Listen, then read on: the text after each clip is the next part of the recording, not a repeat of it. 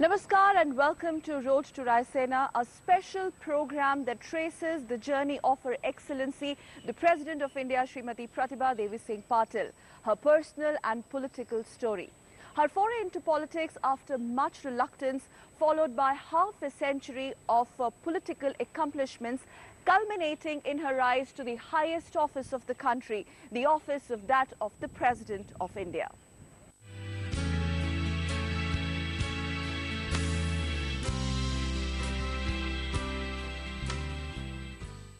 Pratibha Devi Singh Patil breaks her silence. We bring to you the making of the first woman president of the world's largest democracy.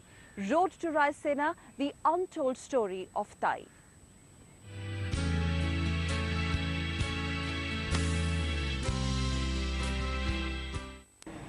I, Pratibha Devi Singh Patil, do solemnly affirm that I will faithfully execute the office of President of India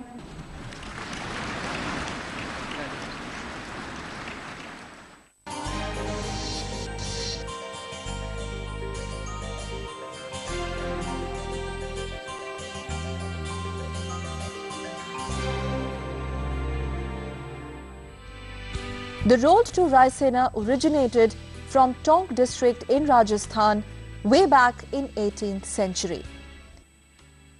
When Pratibha Devi Singh Patil created history by becoming the first woman president of India, it was not only an outcome of her individual growth, but also a consequence of the bloodline of her forefathers. Thai belonged to the Solanki clan from the Tonk district of Rajasthan. Ramji Solanki or Bua Sahib moved from Rajasthan to Jalgaon, this village in Jalgaon in Maharashtra, and for livelihood took to farming. Within no time, as his financial standing grew in the village, from farming he moved on to the business of money lending and acquired tremendous influence over 52 villages in Jalgaon, and thus acquired the title of Patil or the administrative head. Ramji Solanki or Bua Sahib and his wife Gulab Kanwar had 7 children. Nana Sahib was the youngest of the 5 sons. He got married to Gangabai, and on 19 December 1934 in Jalgaon, Pratibha Patil was born. The first citizen, the first woman president of the largest democracy of the world. Nana Sahib was posted in Jalgaon as government prosecutor. Life was sailing smoothly till Gangabai was diagnosed with tuberculosis. Gangabai breathed her last in 1944. Little Pratibha was just 10 years old then.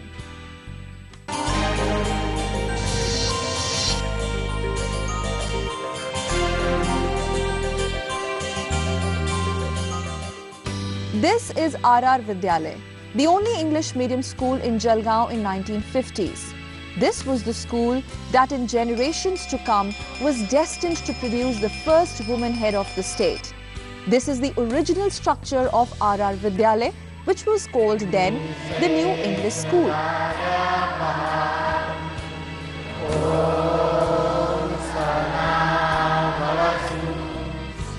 Meet little Pratibha. She joined New English School for pursuing 5th standard and onwards. Very keen to study English, the foreign language then, Pratibha would look forward to her early morning prayers. Caste Rajput, place of birth Jalgaon. उसके बाद ताई जब school में entrance किया, वो date of entry है और date of living है, and why the school is living. This tree also bears testimony to many of Pratibha's playful activities.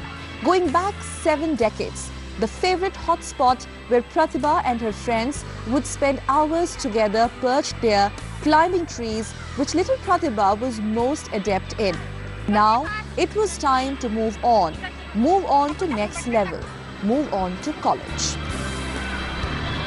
After completing her matriculation from New English School, young Pratibha wanted to pursue science because she had an immense desire to be a doctor. But during those days in Jalgaon, there were no medical colleges. And this college, Mulji Jetha College, was one of the best colleges that Jalgaon had to offer. So young Pratibha had no other option but to agree to the diktat of Nana Sahib and pick up humanities, much to her disappointment. But little did she knew then that the lessons in political science and economics in this classroom several decades back were the foundation stone of a rich, successful, meaningful political career that awaited Pratibha Patil then and today, a long-drawn journey ahead. College turned out to be a fertile ground of many learning experiences which actually shaped Pratibha's personality.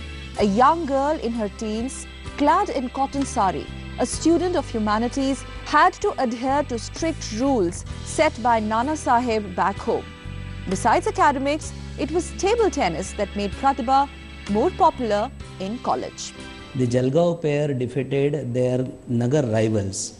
In table tennis ladies singles, Miss Pratibha Patil, that is present president of Jalgaon, won the championship by defeating her Nagar rival.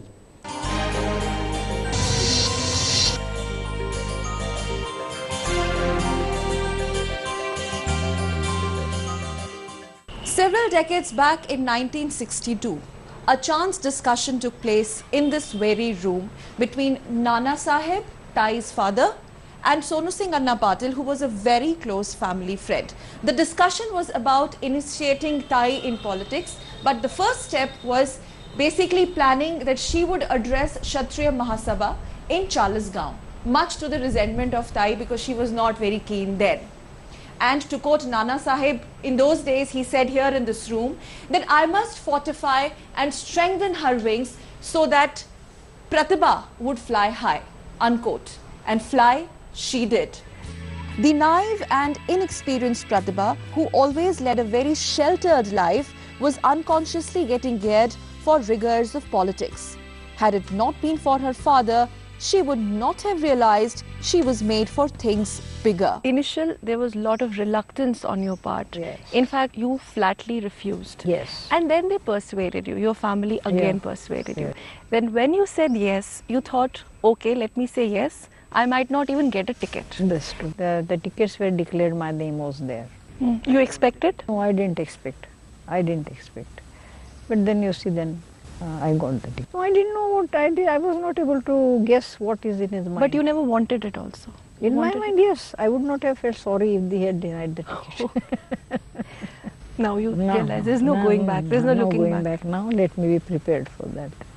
And then I was fully prepared for that. Then you see, I came out with flying colors in the elections. During the process of electioneering, you actually made a very concerted effort to reach to the ground, basically touch and reach out. And as and when that had happened, ma'am, did you actually realize that this is going to convert into a big win? Or you were not really bothered about the results? No, I thought I will win. Okay. Because the response I used to get, particularly for the women, I said, they used to talk to me. And then you see, I thought, yes, I may win. Not should, I would. And then here was one moment which shaped the future course of Pratibha Patil's long political journey. Her first acid test, made an address at Jalgaon, and the thrust never shifted from masses. Maharashtra was watching, Jalgaon was watching, and so was the opposition very keenly, because after all, they never considered her a threat. Huge crowds did translate into votes, and in 1962, Pratibha Patil wins her first assembly elections from Jalgaon constituency in Maharashtra. And as they say, a new leadership was born. Tai was the youngest woman MLA at 27 in Jalgaon. Personally, Tai's life remained unchanged. Professionally, she had taken an incredible leap, winning her maiden election. Nana Sahib's expectations from Tai were boundless. The fact that she was an MLA was gratifying, but he wanted her to live up to the family tradition and study law, which she did.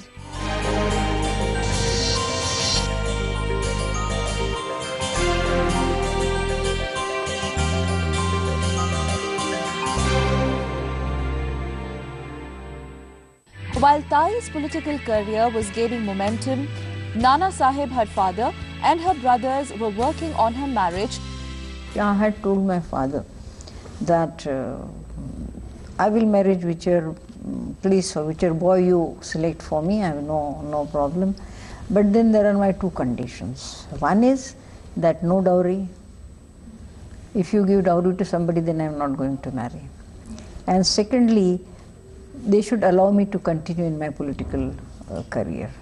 Destiny found a perfect partner for Pratibha in Devi Singh, the youngest son of Ram Singh Shekhawat of Amravati. Devi Singh completed his masters in chemistry and in 1962 joined as a lecturer in Shivaji Science College, Amravati. In this very room we were sitting. He along with his friends, they came and we first saw each other here. It took a lot of time to think over that. And then actually the marriage took after 2 years. After the first meeting which was held here. It be a little long period. But in between for 2 years there was no contact between us. Absolutely. Marriage was solemnized in Khandesh in Jalgaon on 7th July 1965. A beginning of a long-lasting relationship between Patils and Shekhawats. Pratibha Patil was now Pratibha Devi Singh Patil.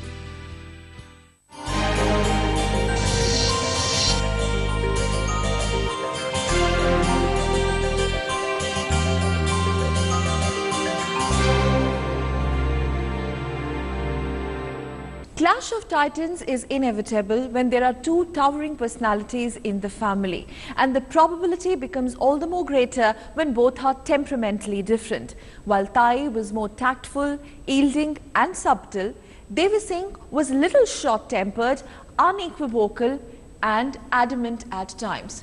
So to adjust to each other required a lot of effort and commitment from both sides, which they did, occasionally despite some odds. Tai was actually walking a tightrope.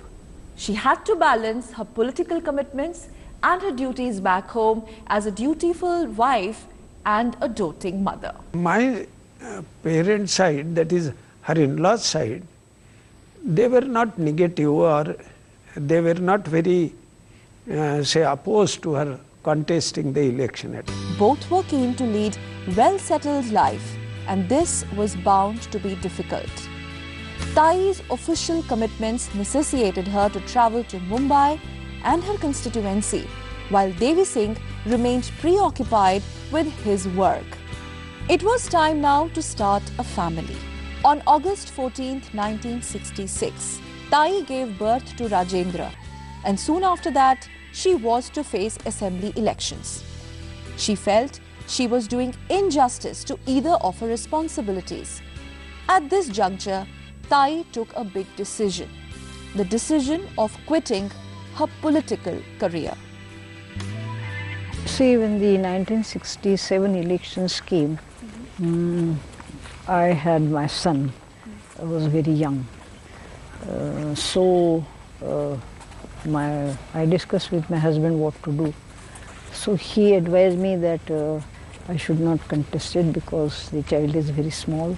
We decided that I don't contest the election. That decision, it went well it was between both of us. It went well with you? You had no... Yes. I said, all right, doesn't matter. And so I very politely said, sir, I'm not contesting at all. So why? He said, no. You don't know what we have thought for you. I had a discussion with our other leaders, and we want to give you more responsibility now this time after we get elected. So how can you take a decision without consulting us?